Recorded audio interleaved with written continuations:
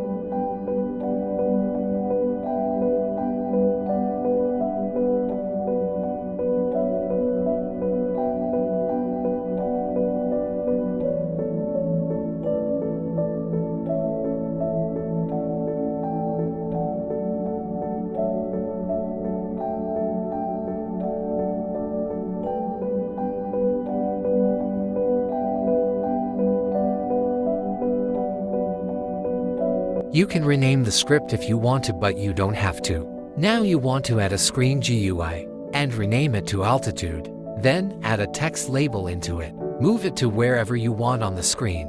You can also customize it however you like, but make sure you delete the text. Add a local script into the text label and follow along.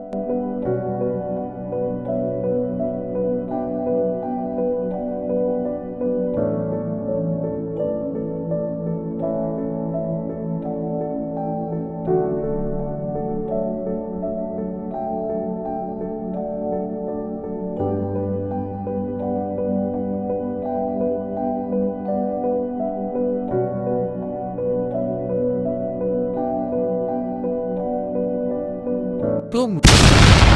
We are done. Hit play and let's see if it works.